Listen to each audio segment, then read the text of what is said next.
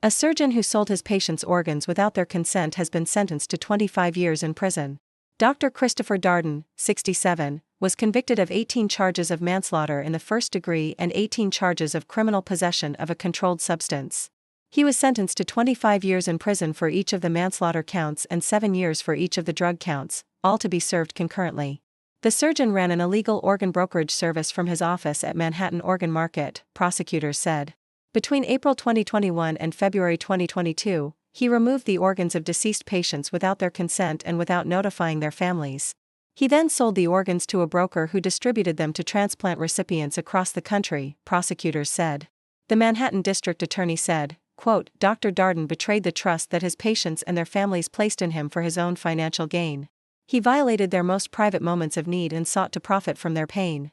There is no place in our society for such flagrant violations of the law and basic human decency. Christopher Darden was a well-respected plastic surgeon with a thriving practice in Manhattan. He was also a part-time professor at a prestigious medical school where he taught courses on facial rejuvenation and breast surgery. He was a sought-after expert on both topics and frequently appeared on television and in magazines. But behind the scenes, prosecutors said Darden was running a secret organ brokerage service out of his office at Manhattan Organ Market. Prosecutors said that when patients died in the hospital, Darden would remove their organs without telling their families and then sell the organs to a broker who distributed them to transplant recipients across the country. According to prosecutors, after removing the organs, Darden falsified the patient's death certificates by listing the cause of death as something other than the lack of a heartbeat. This made it easier for the broker to sell the organs because it appeared as if the organs were from living donors. In total, prosecutors said that Darden removed the organs of 18 patients and sold them to the broker. So how did they catch up with him? Well, eventually the broker was caught and he started cooperating with authorities. He wore a wire and recorded conversations with Dr. Darden and several other doctors. The broker also turned over text messages, emails and other documents that he had exchanged with Dr. Darden. Based on this evidence, a grand jury indicted Dr. Darden and another doctor in September 2022. Dr. Darden was charged with 18 counts of manslaughter in the first degree and 18 counts of criminal possession of a controlled substance. The other doctor, Dr. Bruce Moskowitz, was charged with 18 counts of criminal possession of a controlled substance. At the sentencing, Assistant District Attorney Matthew Colangelo said, quote, This case is about betrayal. The defendant betrayed the trust that his patients and their families placed in him for his own financial gain. He violated their most private moments of need and sought to profit from their pain.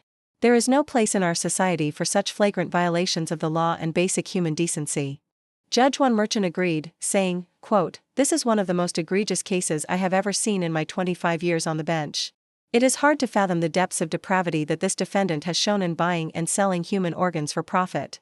His actions are unconscionable and have resulted in the loss of life. Darden was convicted by a jury in March 2023 after deliberating for just 3 hours. Dr. Moskowitz pleaded guilty to his charges in April and was sentenced to 5 years in prison.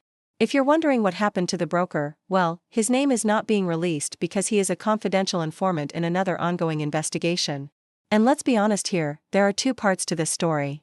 On the one hand, we have a surgeon who is willing to do anything for money, including selling people's organs without their consent.